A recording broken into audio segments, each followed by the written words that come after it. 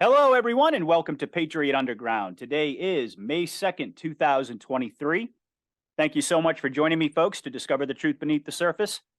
As always, I really do appreciate everybody out there taking the time to listen. So, tonight, folks, I'm very happy to bring you an interview that I've been looking forward to for quite some time now. And given some of the confusion around the time differences, we had a little bit of difficulty putting this together. But tonight, I'm very happy to bring you a conversation with someone I'm sure most of you are familiar with, Benjamin Fulford.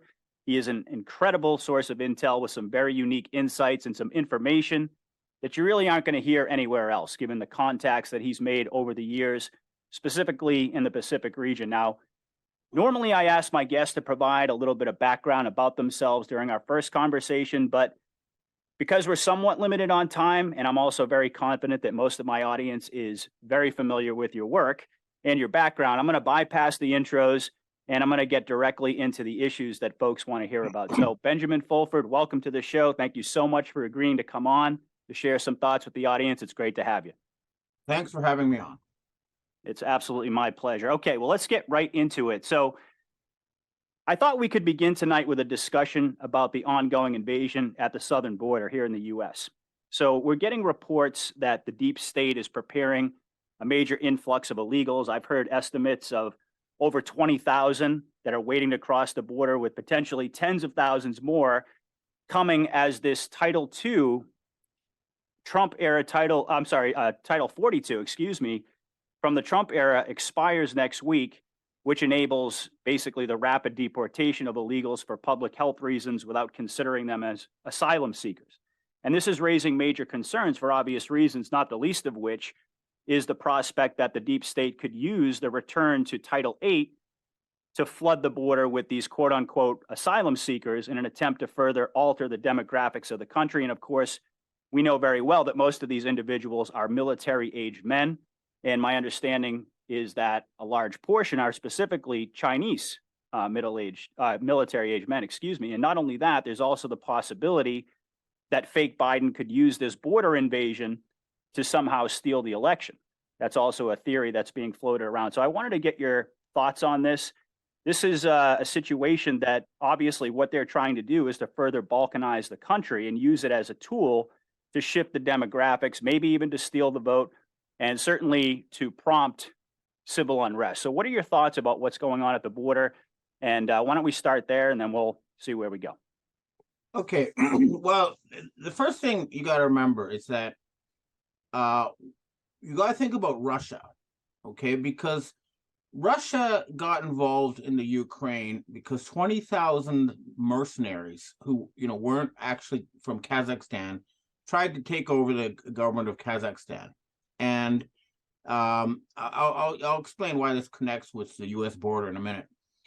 And they had massive amounts of mercenaries and people from all over the world invading their country. And Victor Bout, the Russian arms dealer who was in jail in the U.S., said, hey, what would the United States do if suddenly they, the Russians occupied Mexico and tried to take back California, Texas, Arizona and Florida and bring it back into the Mexican, the Spanish Empire? What would you do? Right. Right. Mm-hmm. And that's exactly what's happening. I've heard that they actually talk about the Reconquista. Now, the Reconquista is when, Spain got taken over by the Muslims, and then for over a period of hundreds of years, they conquered it back. So there are groups that really do want to bring, all the areas that used to be Mexico, California, etc., back into the Latin fold. This is a real movement. And it's clear that there is retaliation, against what's been done to Russia, and so there is something going on there for sure. The other thing that is underreported is that there are literally dozens and dozens of train derailments all over the United States. Now, this is the sort of thing that the OSS, the predecessor of the CIA, used to do inside Germany during World War II. So this is an actual, guerrilla warfare already taking place inside the United States. And this is something that was caused because they've landed the first blow by what they're trying to do all over the world. So it's clearly the United States is under attack, and it's because of what they did. It's retaliation for what they did to the Middle East, what they're trying to do to Russia. So there is this is a wartime situation. There's no doubt about it. And these illegal immigrants, yeah, like you said, they're military age men, and as you know, a lot of Chinese can pass off as Mexicans, and there has been like a more than 1,000% increase in Chinese military age males coming into the country. And this is not a situation where you can just pretend nothing's happening. This requires full-time war-style mobilization. Well, they said they're going to send, I think they announced they're going to send 1,500 troops down to the border today, but you kind of have to wonder, are they even going to be armed? What are their, what's their role actually going to be? And, what I'm really worried about, or I guess you could say wondering about, is how do the White Hats remedy this? I mean, if they do actually flood the border with thousands, who knows how many they could get to flood the border? We've seen millions and millions over the past decade. So what do the White Hats do to counter that? And some people, they talk about the quantum financial system as being, essentially a motivator to get people to go back to their home country to participate in the QFS. But beyond that, I haven't really heard too much in terms of, how do the White Hats handle this if the deep state plays this card? Do you have any thoughts on that? Well, I've always said, if you're fighting an octopus, you can wrestle with one of its arms, or you can go straight for the head. And my view is that the problem is located in Washington, D.C. Actually, not Washington, D.C. anymore. It's more like New York and Silicon Valley. In other words, what's happened is that the right to create money that was given to the U.S. Congress by the Constitution has been stolen by a group of Satan-worshiping gangsters who are out to destroy the United States. So you have to nationalize the banking system and take away control of the mega corporations from this small inbred family group who stole it from the American people. And you have to start there, because once you cut off the main source of money for all these people, then you can deal with all the stuff below that level. And dealing with the people from Latin America is not that big a problem militarily if proper action was taken. And my own view is that what you need to do is, anybody who's got a job and is contributing to society, leave them alone. Anybody who's military age man, welfare bum, round them up, put them in camps, put them in work camps, send them back, whatever. But just deal with the people who are actually causing problems, who are being parasitical, and leave the rest of them alone. And that's how I would deal with the problem. So some guys argue with that, some guy's working in a farm doing a job no one else is going to do, leave him alone, But if he's sitting in some kind of slum town dealing drugs, well, take him off the street.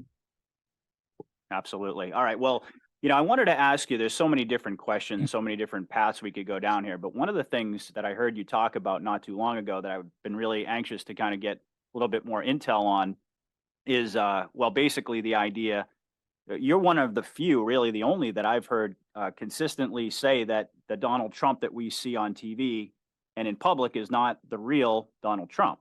And you've also actually indicated that the cabal has a double, I would assume, or a clone, maybe, I don't know, but their own version of Trump posing as the president. And you've even gone so far as to say that this version of Trump is actually, it would make sense, obviously, if they have their own version of Trump, that version of Trump would be doing the bidding of the enemy in certain cases, specifically with regard to the jab. So I was just curious to hear, your intel on this topic of a cabal-controlled Trump double, and essentially for you to weigh in on whether you believe that the events that we're witnessing, because that really begs a lot of questions. If they actually have their own version of Trump, are the events that we're witnessing organically unfolding, or have they been, pre-planned? You've heard a lot about this, this idea that much of what we're witnessing and living through right now seems like a movie. It seems like it's scripted out. Certainly, we know we're dealing with actors in certain cases. Do you think that, to what extent really do you think that that's going on?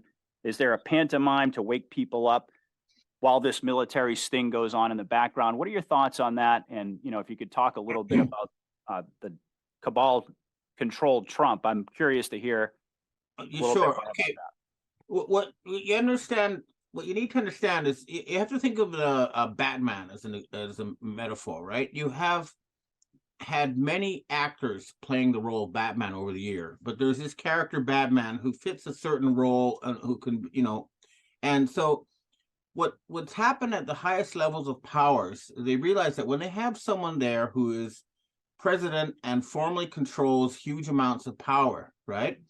In the old days, you're like when you killed Kennedy, for example, everything changed because he was a real president, and his death made it completely upended the power structure. So they've come up with this strategy where even if you kill the original, you just replace him with someone else. And it's also known as the Mandela effect because the big test case was Nelson Mandela. He died in prison in 1987. But when they wanted to,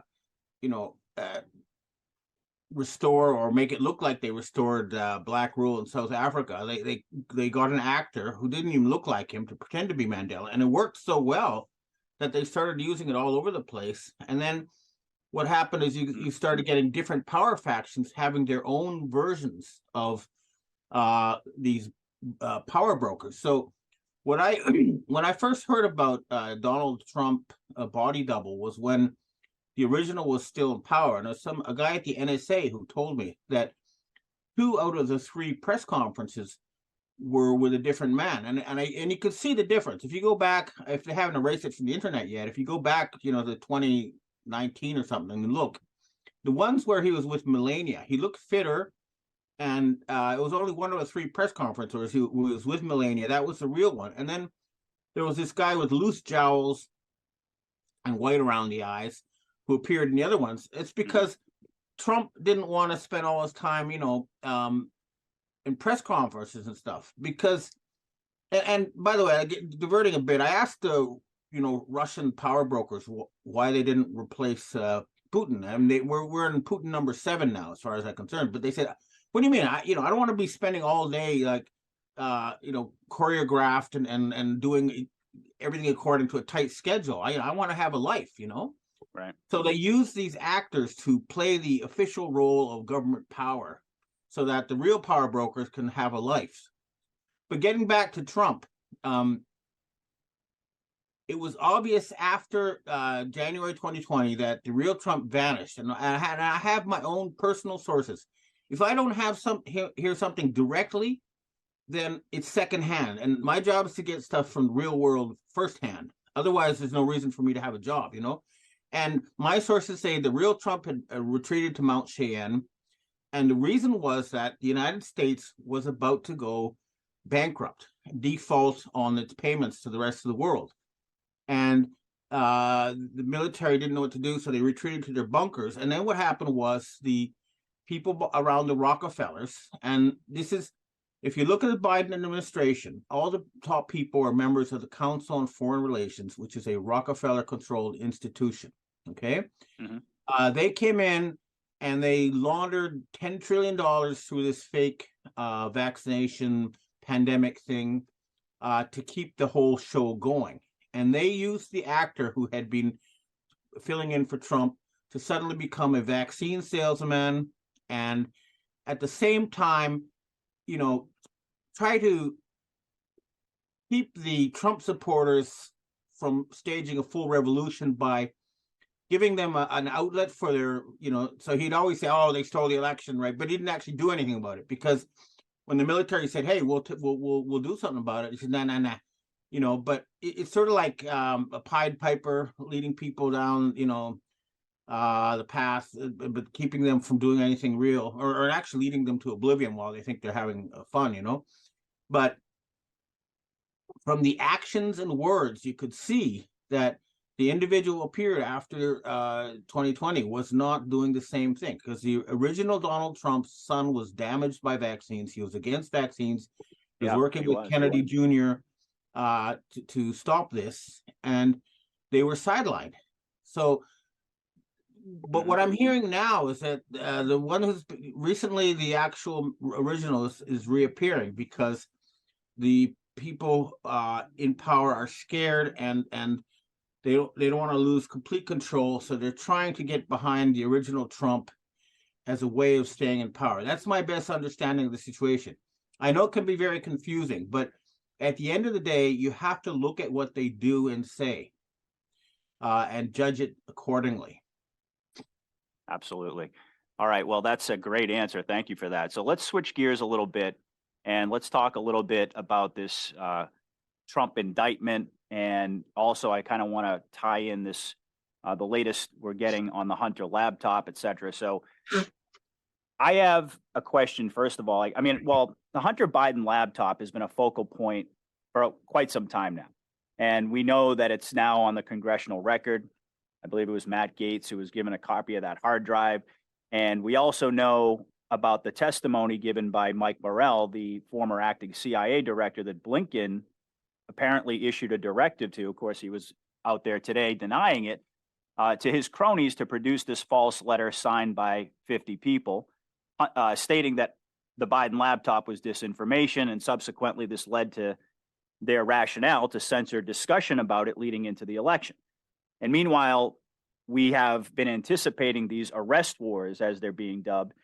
And now that Trump has been indicted, we see people like Kash Patel coming out and saying unequivocally that Hunter Biden is going to be arrested. And it's apparently going to happen soon, in the very near future. So how do you see this scenario playing out if indeed Hunter is arrested? And conversely, what might transpire when the Trump case moves forward in terms of disclosure? How's that going to play out, do you think?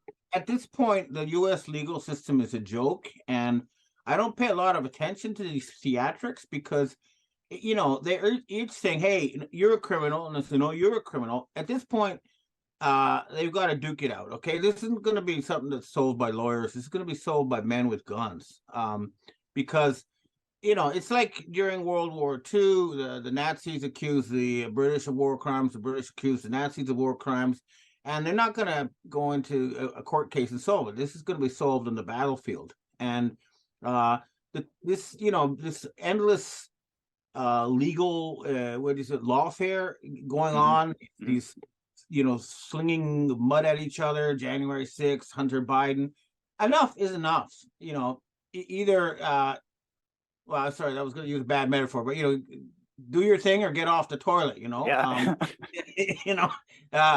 And it's time for action. The Supreme Court is clearly subverted and corrupt, as the Brunson case made clear. So it's not going to be solved, legally. People are too used to thinking that we'll just sue them and that'll solve the problem. No, the legal system is dysfunctional.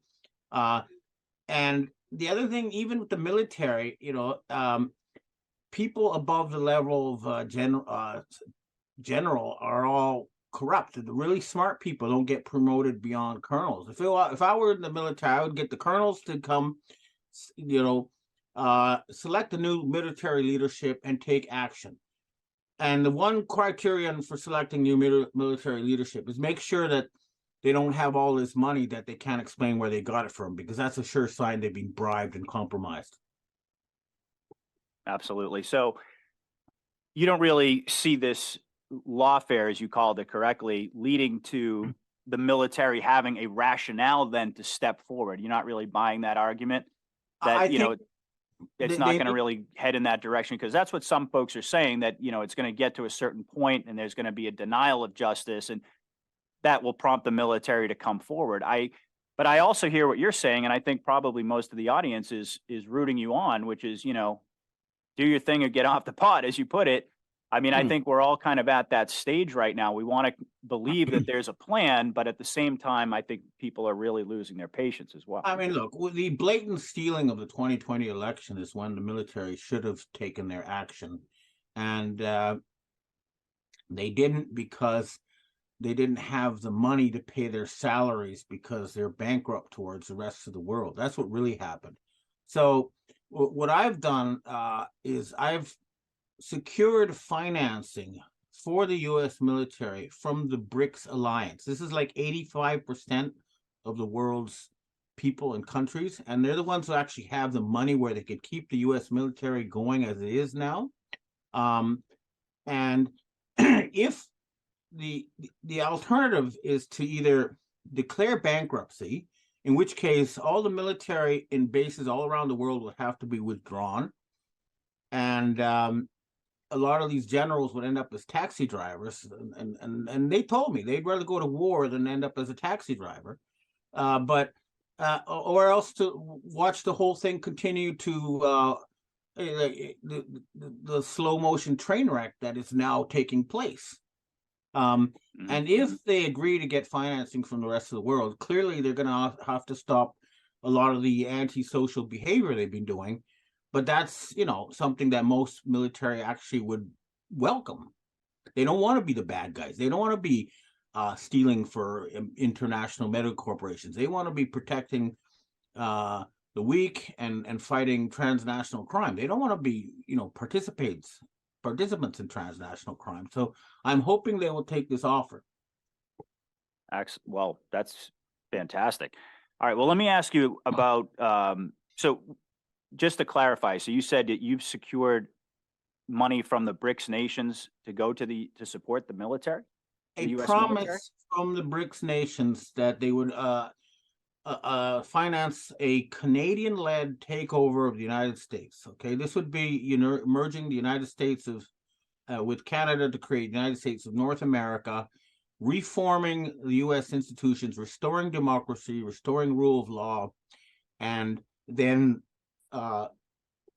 getting the military to start to conform to international law and cooperate with the rest of the world. That's the deal that I have reached. Wow. Have you talked about that? Because this is news to me. I have mentioned it in my podcast, but this is taking place. I'm dealing, with. I actually talked to people like the head of MI6 and North Koreans and people like that, and I'm dealing with it at that level at this point. But wow. It is actually happening. This is real. Okay. All right. Well, I'm going to keep rolling here because I know I don't have too much time with you. I want to get in as many questions as I can. So let's talk a little bit about Zelensky. We know that Zelensky's an actor, literally. We know that he's a cabal puppet. But I've been very curious about his recent overtures to China. And I'm really curious to kind of get your take on both Zelensky and really China, because a lot of folks out there believe that Xi Jinping is a white hat and that he's working with the alliance behind the scenes, as is Vladimir Putin. And I myself have been persuaded of that based upon the things that I've heard. But certainly you're an individual that I want to ask about that. So obviously, Zelensky's seems to be getting closer to China. We've got Macron, looks like he's getting very close to China. So that raises a lot of questions about Xi Jinping, in my view. What can you tell us about that? Okay, let's talk a little bit first about the Ukraine. What people need to understand is that this was a project to create a greater Khazaria.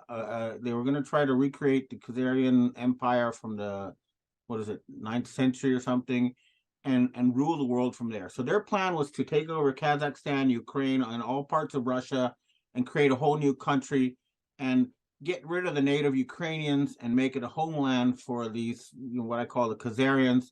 And they are not actually Jews. They worship Satan, but they pretend to be Jews. Okay, the real Jews don't do that. But in any case, this project totally failed. Agree.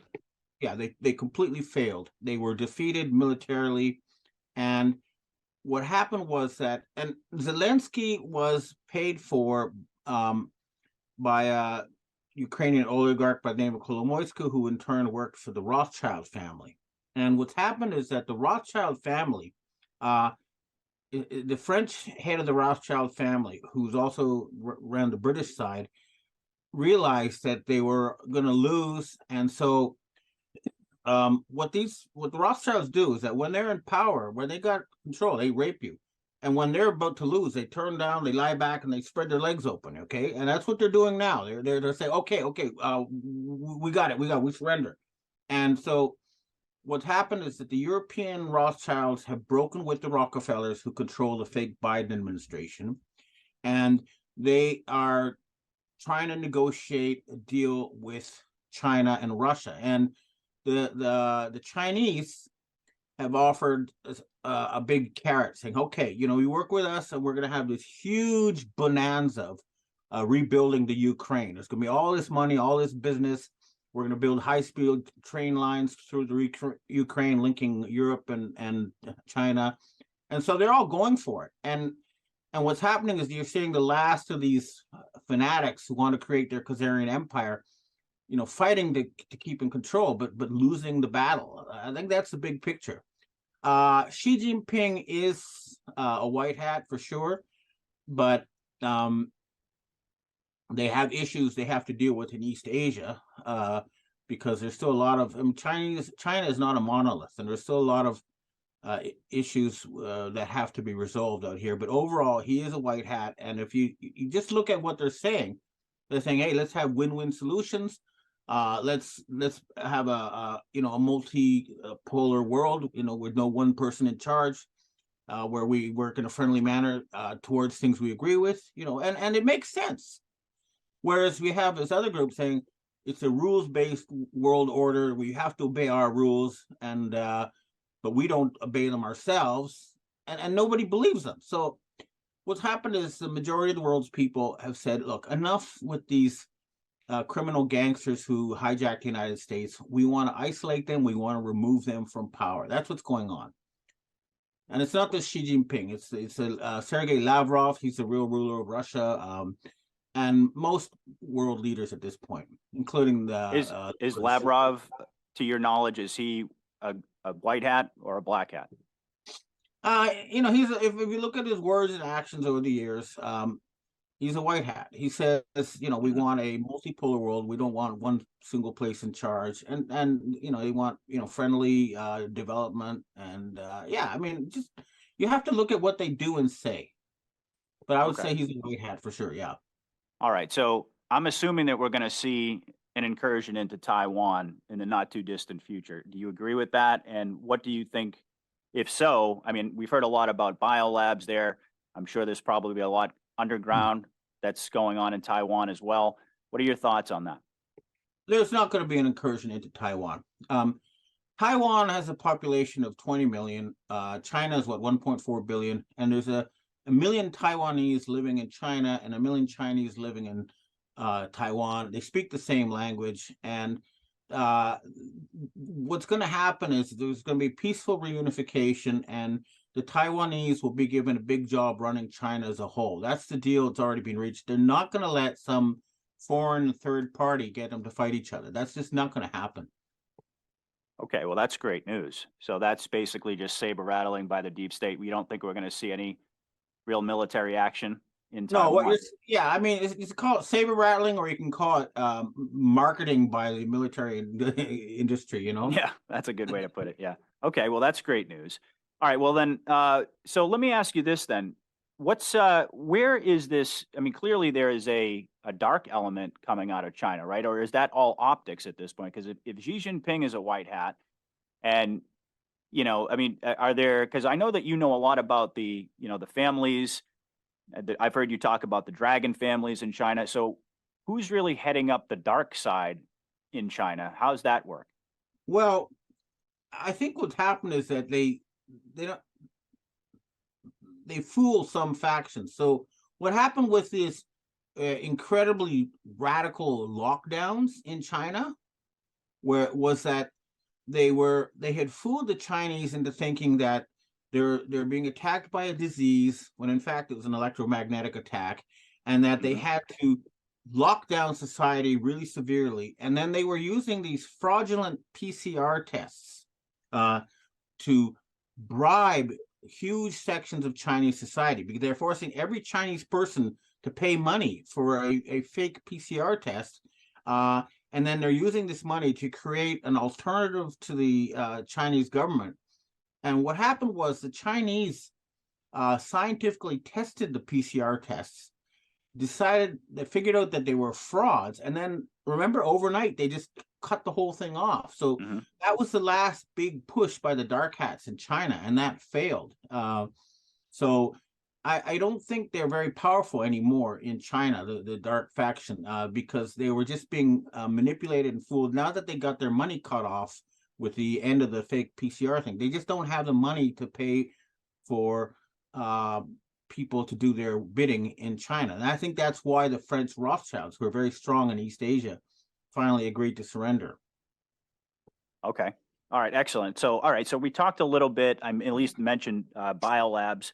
We talked a little bit about Ukraine and Zelensky. So I want to get your take. Before that, actually, I'd like to say something, because I actually had a meeting last Saturday with a representative from the North Koreans and the the Japanese underworld. And this is something that, is not out there, but the North Koreans now have 100 nuclear weapons, and they can hit Greater New York or Los Angeles. And they said they're ready to put their entire population underground and disperse them into the countryside. And they're going to force some kind of reckoning in East Asia. That means unifying the Korean Peninsula and removing the colonial government in Japan. And the Japanese military is going along with this. So the U.S. military in East Asia, if they want to keep, their role as world policemen and stuff, they're going to have to deal with this change, because they're not going to be able to stop it. That's the thing I wanted to get through here today. Okay. So, I mean, that's actually one topic that I didn't have on my list, but since you brought it up, you think that North Korea, are we going to see some kinetic action in East Asia? No, I think that what'll happen is the U.S. will blink, because they're not going to trade New York and Los Angeles for Pyongyang, especially because the North Koreans can get their population underground. The Americans cannot.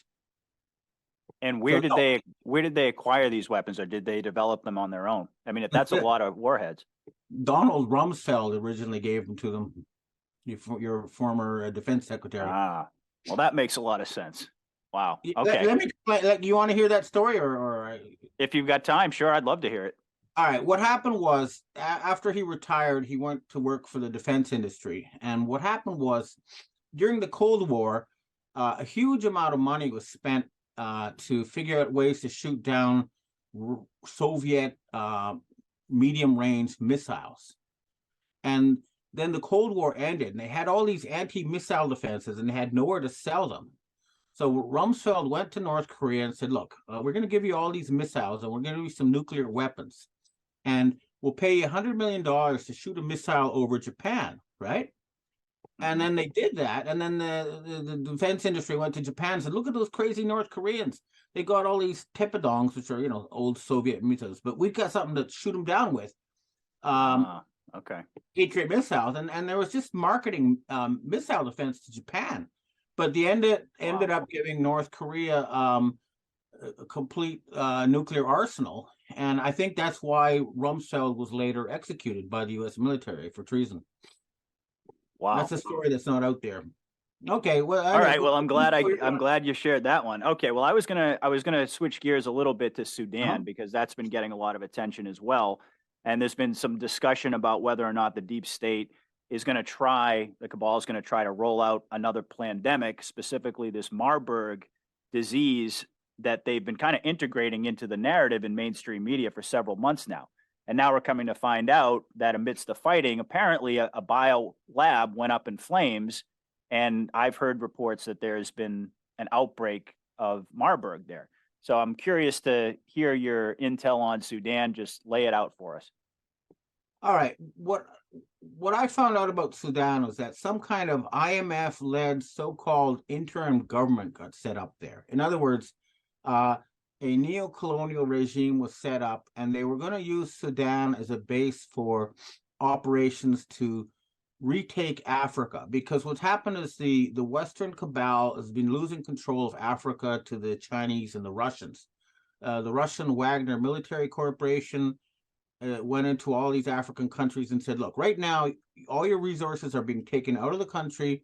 and you're getting paid nothing, we will, if you hire us as your bodyguards, we'll make sure that you get a fair price for your resources. And they're being kicked out of all of Africa, and so they were going to set up major counterattack in Sudan. And the Russians made their move. They were going to open a military port in Sudan, and so it was a showdown that took place. But what ended up happening was that Sudanese holy warriors went in and attacked this this whole sort of cabal fake government. And you can know that's true because the first things they attacked were the biolabs and the central bank. The central bank in Sudan got burned up. That was a Rothschild bank, and the biolabs got burned up. Okay, So I hadn't heard that. Yeah. that they've been basically kicked out of Sudan, and that's what's really happening. Do you think they're going to try to hit us with another pandemic with the Marburg? Have you heard any? They've been trying ever since George Bush Jr., and for some reason, everything they've tried has failed. I mean, they hit us with bird flu, with SARS, with Ebola, and it looks like natural human immunity is just crushing all these diseases. That's why they started to use 5G electromagnetic energy, which was what they call the COVID. And there's plenty of proof that's electromagnetic attack.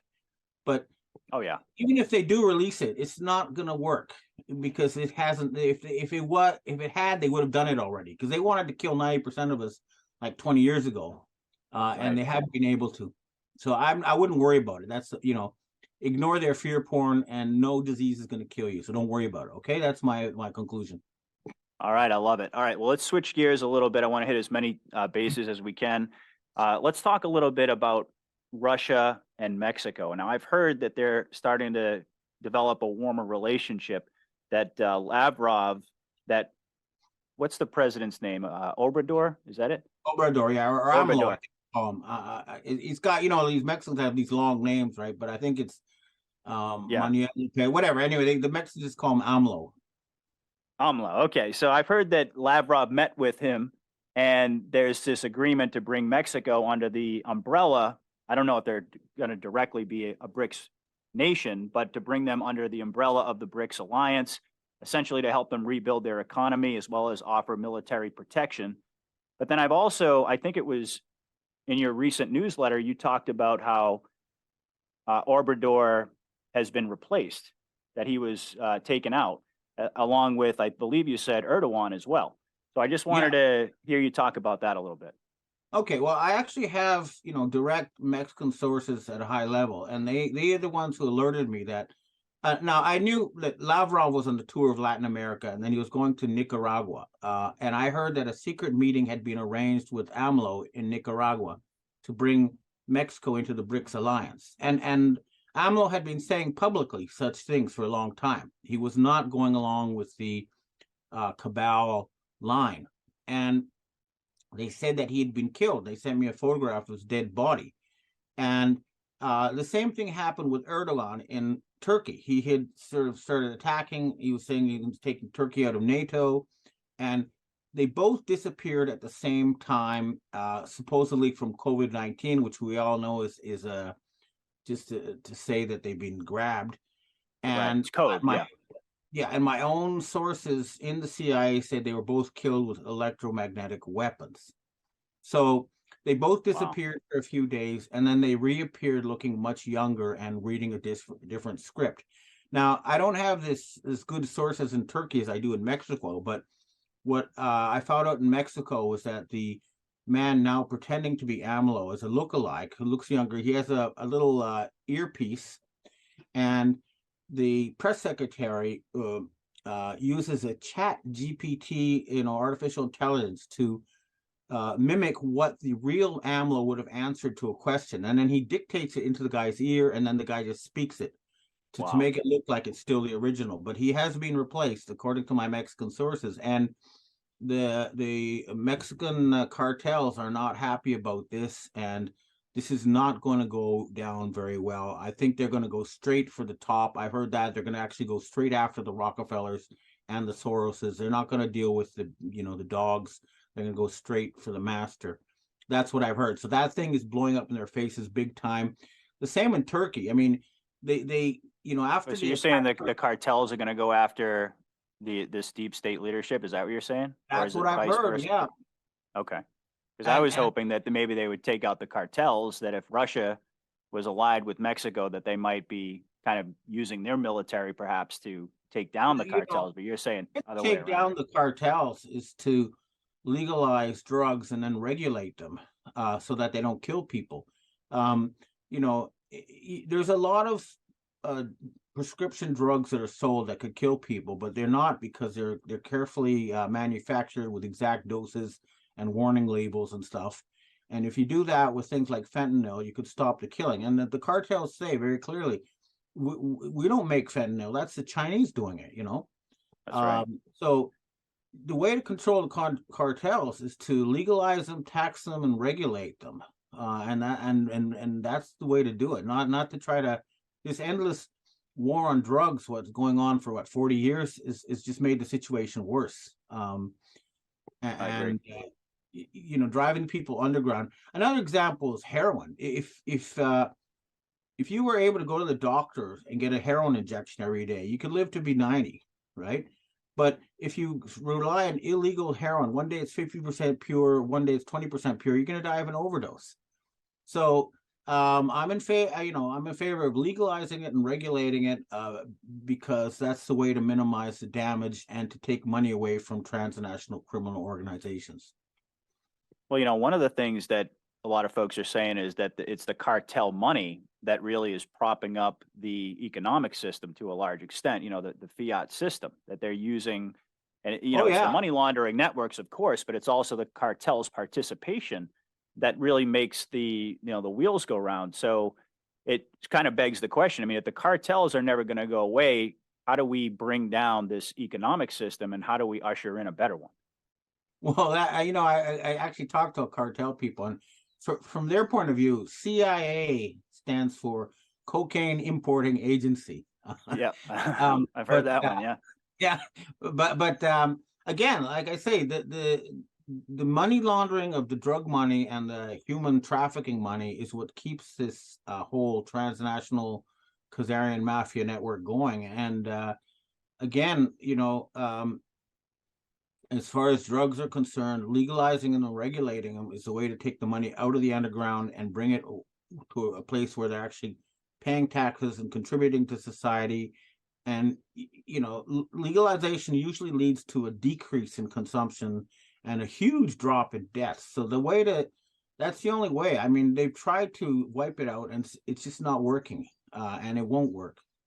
Mm-hmm. This stuff has been around for like literally thousands and thousands of years. Things like opium and marijuana or whatever, and just minimizing the damage is the best strategy. Absolutely. All right. Well, let's jump over to Israel for a moment. There's been a lot going on over there with Netanyahu's so-called judicial reform, which could basically function as a get-out-of-jail-free card for him because he's up on all types of corruption charges. But this is, very recently sparked these nationwide protests, the biggest they've seen there, I think, in the 75 years since the Rothschilds created the state of Israel. But given the Zionist occupation of the Holy Land, and you touched upon the difference between real Jews and these Zionists, these Satan worshipers, obviously Israel is a very important target for the alliance. And Q told us, and I don't know to what extent you really followed Q, but that Israel would be saved for last. So, what's your assessment of the political paradigm in Israel? Lay it on us. Yeah. All right. What happened was that the Israelis have figured out that the Holocaust was Jews killing Jews. Okay, there was a group of Jews under the sort of Chabad type of group, who said that they killed the assimilated Jews. They murdered Jews to force them out of their ancient homeland of Europe, the Ashkenazis, into Israel. And they've figured this out now. And what happened was when the establishment started supporting open Nazis, followers of this guy Bandera in the Ukraine, who killed 1.5 million Jews in the Holocaust. When they saw the Western establishment supporting the people who killed the Jews, that finally woke them up to the fact that the Nazis were created by a Jewish fanatical faction. And that's what happened. The Jewish people finally woken up to the fact that it was their own leadership that killed them to try to force them into Israel. And so what's happened is the military has taken over there, and they are, the Netanyahu fired his defense minister, and then he was forced to reinstate him, and he is no longer in power. He's been sidelined. And I've heard is that literally the Jews are going to be freed from Babylonian control, because that's what the Satanism is, for the first time in 3,000 years. And that, this will be a very, really historical thing. But absolutely, yeah, they will be freed. The Jews will be freed. That's what I'm hearing. And do you think that Iran is going to participate? Do you think that the Middle Eastern nations are going to play a role militarily, or do you think that's going to be primarily the IDF and the people of Israel? Because it seems to me like the IDF is siding with the people. So how do you see that revolution taking place? Militarily speaking, the IDF know that they're very strong, but that they could not take on the entire Middle East, including Turkey. So what they're going to do is, while they're strong, they're going to negotiate a deal with their neighbors so they can live in peace permanently. And that's what's going to happen. It's not. Awesome. It's going to be a bumpy road, but basically, they realize that negotiating peace from strength is the best strategy, and a much better strategy than trying to fight all their neighbors. And that's what's going to happen. So it'll be okay. There's not going to be a big war there. All right. I just have a couple more questions for you. I know you're pressed for time, but I just want to hit a couple more subjects here, and then I'll let you go. This has been a great conversation, by the way. I wanted to talk about Brazil a little bit and get your take on Lula and Bolsonaro. I mean, they're trying to push through all these draconian censorship laws under Lula's administration. And so, it raises a whole bunch of questions about Brazil, especially given the fact that they're an original member of the BRICS alliance that is really being spearheaded by Xi and Putin, who are white hats. So what's going on in Israel? Brazil. Brazil. Bolsonaro had huge support of the people, but what I heard was there was a consensus that because he was overseeing accelerated destruction of the Amazon, that the green people, the so-called global warming faction, and that's all nonsense, but that's a topic for another day, allied with the BRICS people to say, okay, we got to remove Bolsonaro. And they put in Lula, who is one of the founding members of the BRICS. But while people with a dark agenda were trying to use Lula for their, social control, the mark of the beast type system, he is now being taken under the control of the BRICS and the Planetary Liberation Alliance, and he's not going to be allowed to do the bad things that people who were trying to put him in power were trying to accomplish. So I've heard that the Lula regime has now been taken over by the white hats, but originally it was a mixed bag of alliances of convenience. All right, two more questions for you. What are the remaining cabal strongholds as you see them right now? Because obviously we're still very much in a war, but where's their final, last stand going to be? And where are they still clinging to power most heavily? I'd say the Silicon Valley, the people around Google and those high-tech companies, and then around Lake Geneva, there's like 200 different agencies there that issue passports that give people diplomatic immunity. They can go anywhere in the world and kill people, and all of these ISIS, Al Qaeda, whatever type people being paid in Swiss francs through Switzerland. So I would say their last strongholds are the area around Lake Geneva and the area around Silicon Valley. All right. Okay. Well, my last question for you, Ben, and I could go on and on. I could pick your brain all day long, but I'm going to respect your time. Do you see us getting to the next election cycle here in the United States in 2024. Do you see us getting there without an EBS type of scenario happening in the meantime? Because I think a lot of folks are wondering, are we going to have another election, another stolen election? What do you think is going to happen? Do you think we're going to have military intervention before that? I don't think this whole charade is going to last until 2024. I really don't. I think it's all going to be ended before that, because another fake stolen election is not going to solve anything. And I think they're going to run out of money and go bankrupt before that happens. All right. Well, we'll leave it there. Benjamin Fulford, ladies and gentlemen, this has been an incredible conversation. Like I said, I could talk to you all day long, and you're certainly welcome to come back anytime. Please. All right. Thanks for tuning in, and I hope to see you again next week. Back to DOGE just for a second. Earlier, the subcommittee headed by Chairman Marcia Taylor Greene, her and her staff discovered $2.7 trillion in improper payments to Medicare, Medicaid, overseas, to people who should not have gotten it. Some of this room might have missed that press conference. Can you elaborate on what the president is thinking at this point? Well, again, that's another example. There's a very long list of the fraud, waste, and abuse that DOGE is identifying on a daily basis. Elon Musk also talked about yesterday about Social Security payments that are going out the door for people who are no longer with us. Unfortunately, I would say that is certainly fraud. There's also a lot of contracts they've identified that, just as a hypothetical example, are $1 million, but only 500,000 went out the door. So where's the rest of that cash? And so that's the thing. Those are the things that DOGE is working on every single day. And I would just remind everybody in this room, this is what President Trump campaigned on doing. He's delivering on a promise that 70.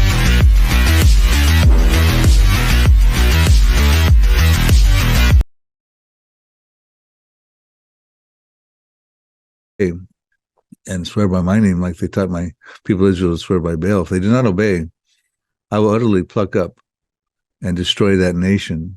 They're all listed in this prophecy written 3,000 years ago by the prophet Asaph. Asaph was a worship leader for King David, but we're also told he was a seer, a prophet. 2 Chronicles 29, verse 30. And he, at a time when Israel was, had won,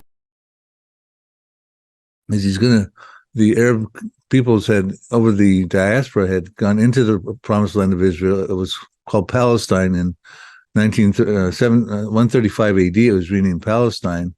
Never was really a country. It was always loosely defined borders, depending on whoever controlled the area. But it was called Palestine. And then in 1948, it became Israel. And so he was saying, I'm going to pluck out the evil neighbors from what is now going to be called Israel, put them back in their ancient homelands. And I'm going to pluck the Jews out who were living in some of those Arab countries there, lands, and bring them back into what is now going to be called Israel. So we saw that happen in 1948. Now, what he had to do, the Ottoman Empire had controlled the Middle East from 1517 to 1917. There could be no Arab states or Israel with them having control over that area. So in World War I, they got defeated, the Ottoman Empire, the Turks. And all of a sudden we find in the 20th century, the Arabs starting to get their states back. So for instance, Egypt was 1922, got its statehood. Saudi Arabia and Iraq were 1932. Iran, formerly Persia, was called Iran in 1935. Lebanon, 1943, Jordan and Syria, 1946, and then along comes Israel, 1948. So we see that they're all listed in this prophecy written 3,000 years ago by the prophet Asaph. The Arab states got their statehood. This is a sovereign act of God. He said he would put them back into their lands. I'll continue to read these verses and show you how that plays out. Yeah, now,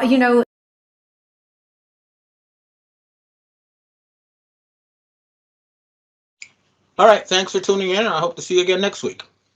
Back to DOGE just for a second. Earlier, the subcommittee headed by Chairman Marcia Taylor Greene, her and her staff discovered $2.7 trillion in improper payments to Medicare, Medicaid overseas to people who should not have gotten it. Some in this room might have missed that press conference. Can you elaborate on what the president is thinking at this point? Well, again, that's another example. There's a very long list of the fraud, waste, and abuse that DOGE is identifying on a daily basis.